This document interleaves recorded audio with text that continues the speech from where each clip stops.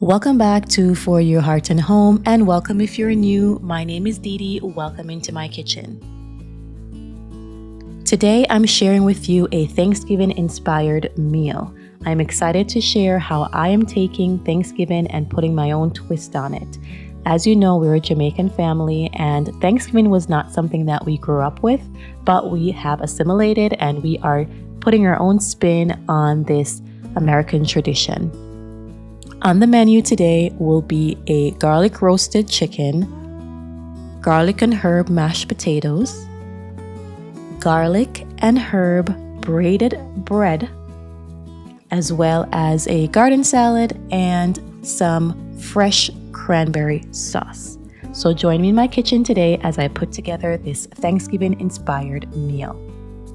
To start, I'm going to put all the ingredients I need for this braided bread into my bread machine. I'm actually just using my regular sandwich bread recipe. I always encourage anyone who is new to bread making, whether you're using a bread machine, whether you're kneading by hand, whether you're using all-purpose flour, or whether you're using freshly milled flour like I'm doing here, try to find a recipe that's very versatile. Get familiar with it, perfect it, and then you'll be able to use that as a base for many other recipes. So I'm using my traditional sandwich bread recipe, and I am going to just alter it to create this braided bread.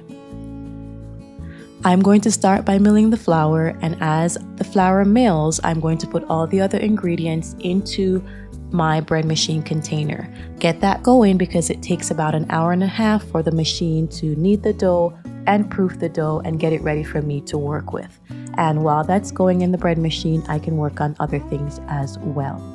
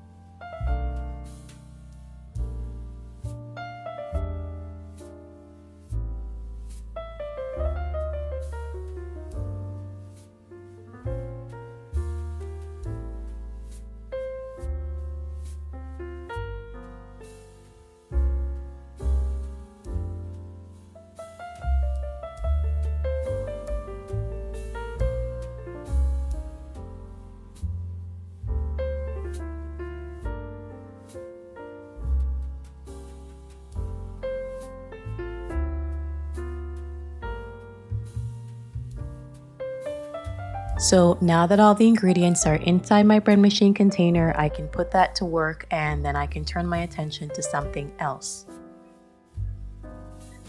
Most of the recipes I'm sharing today are included in my cookbook that is now live on Amazon. If you would like a link to that, I will leave that in the description box below. I also have many of these recipes on my blog, and I will leave a link to that also in my description box.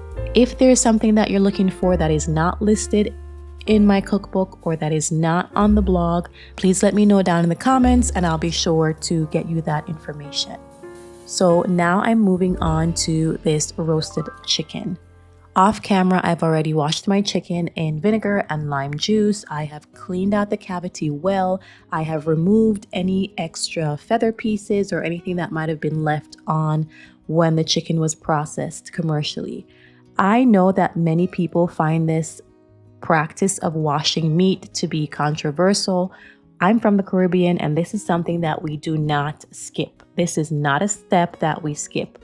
It is imperative in our traditional style of cooking to clean the meat before you get started. You don't want to season meat straight out of the package, whether it is a whole chicken or parts of a meat. Just remember that before the meat came to you, it was handled by many people, and you don't know what the conditions were before the meat got to you. Now, we hope that the meat was handled well, and maybe you know personally the people who are handling your meat, and so you trust their level of cleanliness. That's totally up to you. But in my kitchen, we always clean the chicken or any kind of meat we're using before we use it. So off camera, I have washed it, I cleaned out the cavity, and now I'm ready to work with it. Right now, I'm just cutting up some garlic, and I'll also be cutting up some onions to put inside for a bit of sweetness. And this is not something that's traditionally used. Again, I'm putting my own spin on these recipes. I'm also going to fill the cavity with pieces of apple. The apple, as it breaks down during the cooking process, will release its juices and create a sweetness to the sauce that was amazing.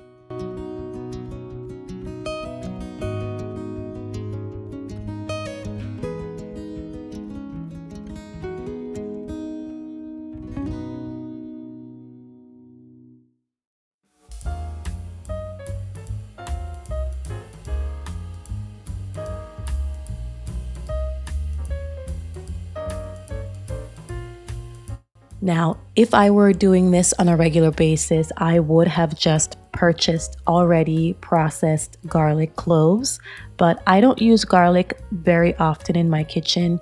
One, because I don't want to peel it, and two, because it's not something that I grab to all the time. I rather just use garlic powder, but the fresh garlic is going to add that flavor that you want. You want that fresh taste when you're creating these meals. So it took me a minute to process all the garlic and process the onion, but now I'm ready to work on this chicken. So now I am going to take my chicken and transfer it to my baking pan. Now you can use an aluminum foil baking pan. They're easy to acquire and they make cleanup so much easier. But for this, I will use my ceramic baking dish. I absolutely love these dishes. I have replaced all the aluminum pans in my kitchen. I have no metal pans anymore that I use for baking, whether making cookies or cooking a whole chicken like I'm doing right now. I have replaced them over time with these ceramic and porcelain style baking dishes. I find that they work wonderful, they hold up well, they're beautiful for display on your table, and they are a great replacement for aluminum or metal pans that may often contain toxins that we're trying to avoid as we prepare these meals for our family. So I'm going to take all this garlic and onion that I just cut up, as well as the apples, and I am going to use that to stuff the cavity of the roasted chicken. I am also going to take my Jamaican green sauce and I'm going to lather that onto the chicken. Additionally, I'm going to take some pats of butter and I'm going to put that underneath the skin of the chicken. That is going to melt as the chicken cooks and crisps up the skin, as well as just adds flavor and moisture to the chicken so it doesn't dry out, because we all know nobody wants dry chicken. The only thing missing in my preparation today was a bit of kitchen twine. I realized halfway through the process that I didn't pick up any at the store the last time I went, so I'm going to have to do that soon. In any event, I was able to make this chicken without the twine and it worked out just fine. If I had the kitchen twine, I would have tied the legs together and that would have held the ingredients inside the cavity in a little bit better, and it would have just made for a nicer presentation. But overall, it worked out great. The flavor was amazing, and my family thoroughly enjoyed this meal. I took my green sauce and I rubbed it all over the outside of the chicken, but I also rubbed it on the inside of the chicken as well. You'll see that I forgot to do that, and then I had to remove all the ingredients. But you want to take that green sauce and you want to bathe the chicken in this green sauce because you want all of this flavor to infuse into your chicken. So once I have stuffed the cavity with the garlic, with the onion, with the apples, and you can put whatever else you would like inside of the cavity. I know other people might put in some carrots, or they might put in other vegetables inside the cavity. That's up to you what you want to use. I'm just sharing with you what I've used to stuff the cavity. And once I have added all the green sauce that I'm planning to use onto the tops of the chicken, I'm just going to season with some dried herbs and spices. I'm going to put some salt, some pepper, some all-purpose seasoning on top of the chicken. And I feel like I could have added more. Once I sat down to eat the dinner, I felt like we could have added just a little bit more flavoring or seasoning, but overall it worked out really, really well. So again, in this situation, you're going to season with your heart and you're going to include whatever flavorings you like. So after I basted my chicken with Jamaican green sauce, I went ahead and I added some dried herbs on top of it, along with salt and pepper. And then this is what it looks like when it's ready to go into the oven. While my chicken is in the oven, I'm going to get ready to make these mashed potatoes. I'm using russet potatoes for this, and I'm not making a whole big batch of this because my family's not really super excited to eat mashed potatoes. It's something I only make occasionally, but it's always something that reminds me of Sunday dinners in Jamaica, and so I absolutely love eating mashed potatoes. So I'm going to peel these potatoes, get them cubed up and into the pot of boiling water. For added flavor, you can boil your potatoes in chicken stock or you can boil them in veggie stock if that's your choosing. I'm just using basic salt and water to boil these potatoes up. Now that the potatoes are cubed up, I'm going to get it into the pot of boiling water that's on the stove.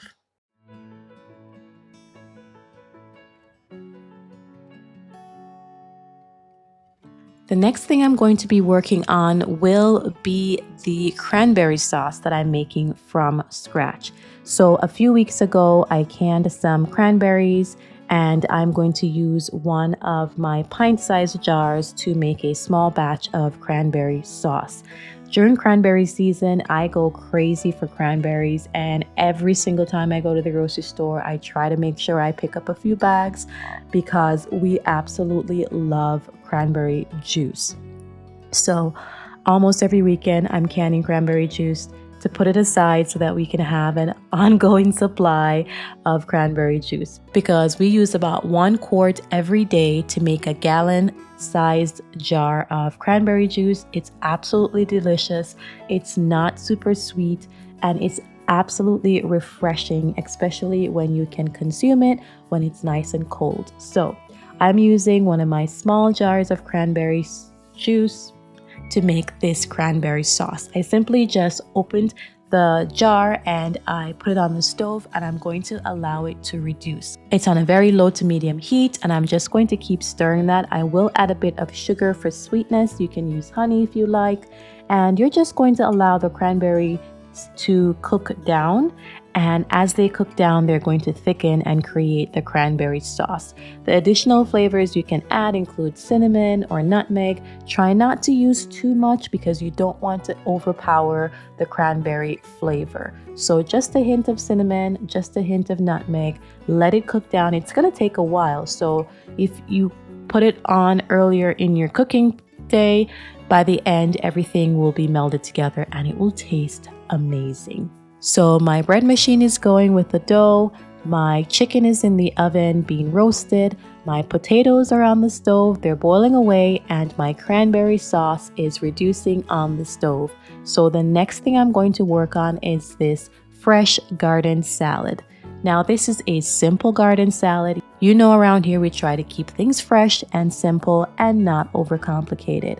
I'm basically just chopping up some lettuce, some tomatoes, some cucumbers, and then I will top that with some fresh hemp seed. Very simple, but easy to do, and it comes together very quickly.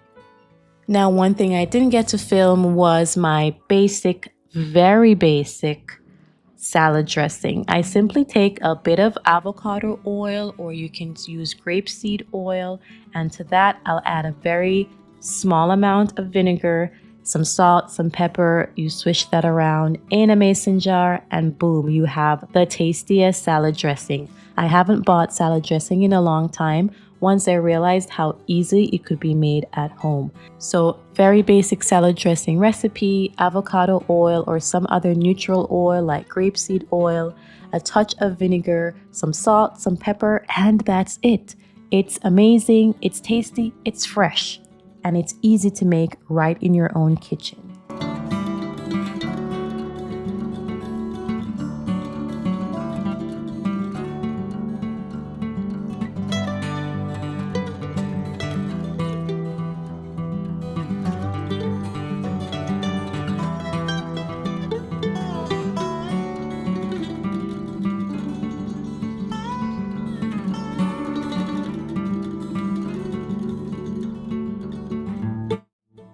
So after all of this was going on, it is now time to shape my braided bread. I am so excited about how this came together. It's so simple. So once my bread machine went off, I put the dough on my cutting board and I'm getting ready to shape it. I'm going to take my dough and I'm going to cut it into 3 pieces as evenly as possible. If you want to get out your kitchen scale and you want to weigh it, go ahead and do that. I'm just going with it, you guys. We keep it rustic here. It doesn't have to be super precise. It's about cooking with your heart, feeling how the food feels, and responding in that sense. So I'm going to take my dough, I'm going to cut it into 3 parts, and then I'm just simply going to braid it. At first, it's going to seem like my loaf is very small, but I'm going to give it time to rise. And when it does, you'll see that it will fill my entire pan. Now, I could have taken this dough and I could have made dinner rolls, and it would have been like a traditional side dish for Thanksgiving. But again, I'm putting my own twist on this. So I decided to twist it up, make a braided bread, something different, make it fancy, something simple, but it was tasty. My daughter had about 3 slices before she got up from dinner this day because she absolutely loved this garlic and herb infused braided bread. It was amazing. Don't forget to make sure you layer on the butter in your pan before you put your bread into the pan. So now that my logs are ready, I'm getting ready to braid them. I'm doing a quick 3-strand braid with this bread dough. Don't forget, when you're handling dough, you want to have soft hands because the more you handle the dough, the tougher or harder it's going to get. So you want to use soft, gentle hands when you're handling this dough so that it can keep its plasticity and its softness. You don't want to manhandle the dough. You got to be calm. You got to be soft with your hands so that your dough will respond accordingly. So my braided bread is ready, and now I am going to transfer it to my baking dish. Again, I'm using a ceramic baking dish. I absolutely love these. They are versatile. I use them for many things. They hold up well in my stove and they clean up well as well. So now I'm going to get my butter, infuse it with a bit of garlic powder and a bit of parsley. You can put salt and pepper if you'd like as well. And I'm going to lather this onto this dough. Now, I was making this partly garlic infused and keeping part of it plain because I do have family members who do not want the garlic on the bread. And so if you're making this that's completely going to be garlic bread, I would suggest putting a bit of garlic powder into the bread machine when you're making the loaf, because then the garlic flavor will come through even more. But because I knew that I was keeping this half garlic bread and half plain, I did not put that in when I was making the dough. But you can put fresh garlic chopped finely. You could also put garlic powder into the mix when you're creating the dough. And then, like I'm doing now, once the dough is ready, you can melt some butter or soften some butter, add some more garlic powder, mix in some parsley or other herbs, and then you're going to sweep that onto the bread before baking it. You can also put some more on it once it comes out of the oven and is still warm, because the garlic flavor, again, if you can do it 3 times, will really infuse into that bread and will really sing. So I'm just going to take my pastry brush. I'm going to get this on here. I could have probably softened my butter a little bit more for it to go on a little bit easier, but it worked out fine and it wasn't a problem.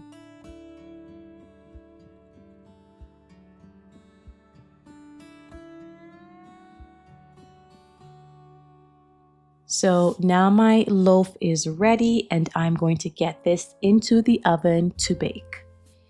My chicken is out and it was fantastic. Remember, as your chicken is roasted, you want to pull it out halfway through. You want to continuously baste it with the juices that it's releasing.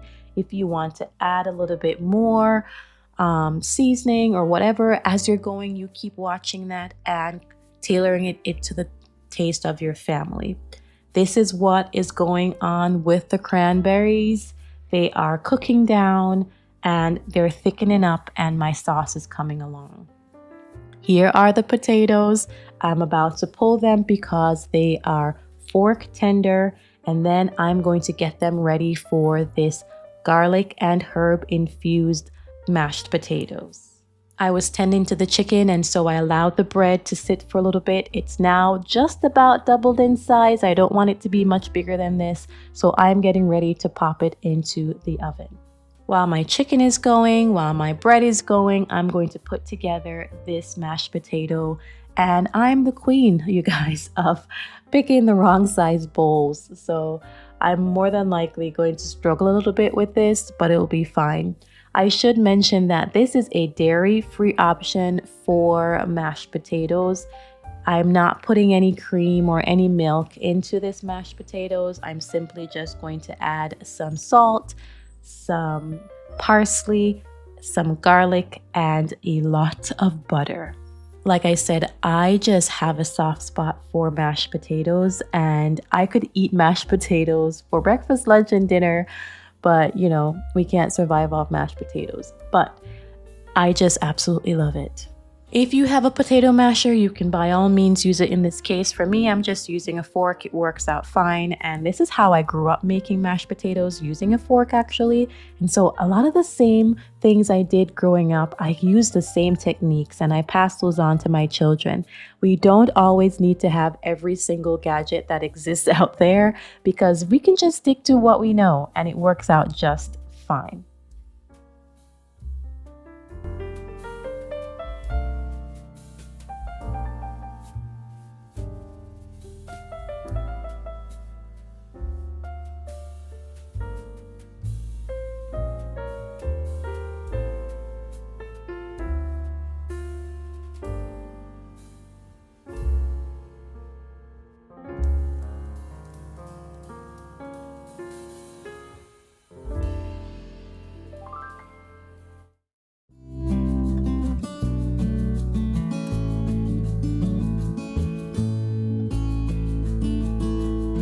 So my mashed potatoes are ready, and it is now time to take a look at all the things I was able to accomplish today for this Thanksgiving inspired dinner. Again, I made a fresh garden salad with lettuce, tomatoes, cucumbers, and it sprinkled on top was some hemp seed. Then I made that wonderfully creamy mashed potatoes. There you will see the cranberry sauce. It came together wonderfully and it was a perfect addition to this roasted chicken that I made. That was just glorious. Additionally, I made the 3-strand braided garlic and parsley infused bread. It was just a fantastic meal. My children loved it. And usually, guys, when I make a whole chicken, it lasts our family of 5 2 meals. This didn't. This did not last 2 meals. We gobbled this up and I was amazed by the end. My husband was like, wait a minute, the whole chicken is done? And I was like, yep, it's done. And so I would count that as a definite win in my book. My children loved it, I loved it, and for sure, we are ready to celebrate the holidays, and Thanksgiving is just the greatest way to kick off all holiday celebrations. So I'm hoping that you enjoyed today's video for this Thanksgiving inspired meal. I hope you got some inspiration. If you have any questions about anything, feel free to ask your questions in the comment section down below. If you would like links to anything that I used, you can check the description box and it should be there. Thank you so much for being here today. I look forward to seeing you in the next one.